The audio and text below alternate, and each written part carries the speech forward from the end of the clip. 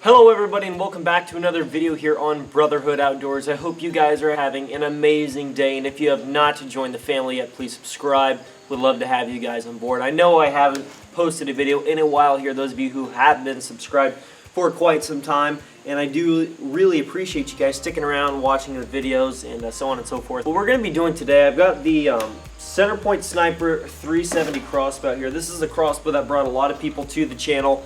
And there's a lot of people here for different reasons, different videos that brought them in, but a lot of people are here because they're interested in this crossbow performance-wise and a lot of other, very important aspects about it in terms of speed, performance, knockdown power, and everything that you get for 250 bucks. I guess it's almost an unbeatable package. I don't know what out there is better for 250 bucks. I would like to make known that yes, there may possibly be something out there better for $250, but I'm just giving it how it is. I think that's one of the best options that you can buy for $250. Performance-wise, it's just hard to beat. I love the thing, shoots great, hasn't really let me down. But what we're going to be getting into talking to you about today is the truth behind broadheads. What should you use? Fixed blade, mechanical, what is the most important thing? Is it speed, or is it knockdown power, is it accuracy? And it's a good combination of all those things. So what we're going to do, I got some new broadheads in here, and I know that in previous videos I had mentioned how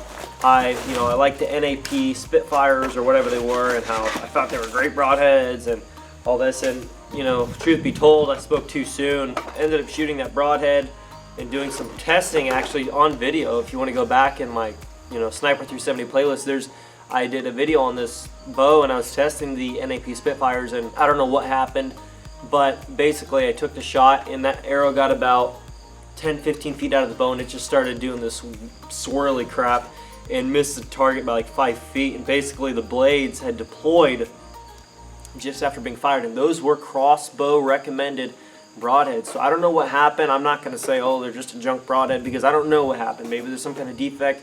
Guys were saying, oh, well, you messed up. You're supposed to use rubber bands.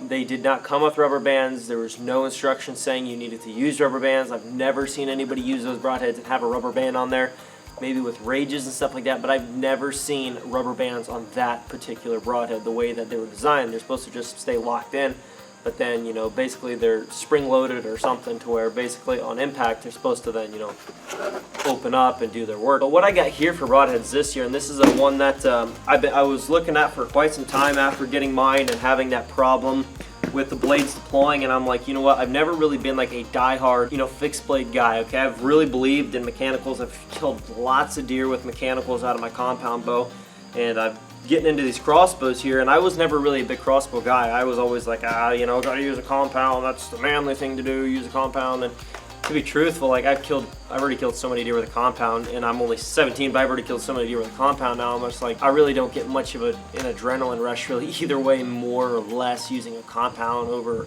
crossbow. I haven't even killed a deer with a crossbow yet, but I'm not one of those guys that's like gonna start knocking you anymore about the whole crossbow thing. Like I believe in them. I think they're just great pieces of equipment that allow more people to get out in the woods and enjoy the sport, and maybe have some handicap problems or conditions or bad shoulders. I mean, who knows what.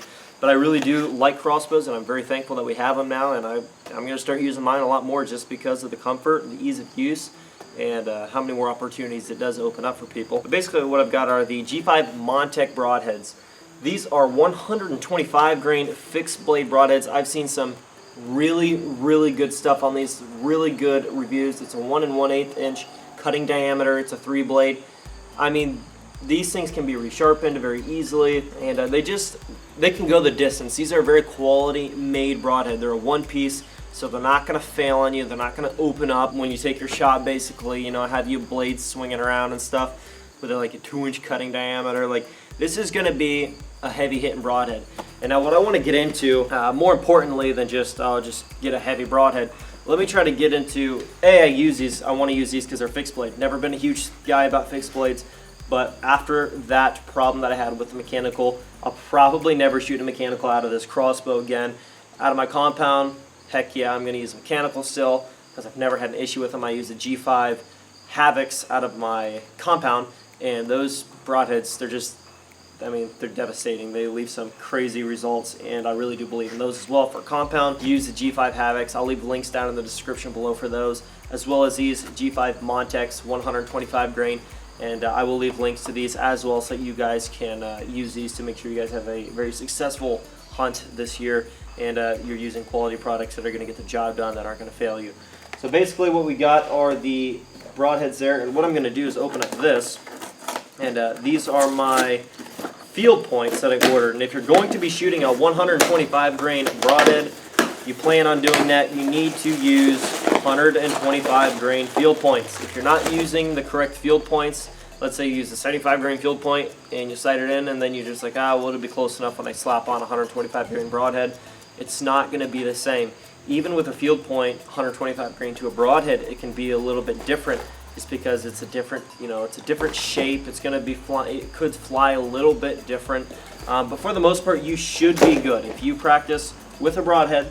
I mean, with field points that are 125 grain, let's say, or 100 grain if you're going to use a 100 grain broadhead, and you use a broadhead that basically says flies field point true, field point accuracy. I mean, basically, you should be fine. Now, you can still test with these if you want, just to make sure, buy an extra pack, but you should be fine. But I do recommend you test your broadheads before going off to the field, because you're going to be shooting at the expense of the animal, not yourself. So I would rather you be safe than sorry and end up with an animal injured because of poor accuracy or something like that. So basically, these are Excalibur field points, 125 grain. They should be fine. I don't think it really matters too much on that end. But just a good rule of thumb, shoot the same weight of field point as you are going to broadhead. Now basically what I'm going to do here is I'm going to tell you why I'm shooting 125 grain and not 100 grains anymore out of this crossbow. For my bow, my compound, I still shoot 100 grains right now. I might bump that up to 125 this year as well. But basically, it's kind of a touchy subject. People are going to argue both ways. Oh, you need speed to kill deer.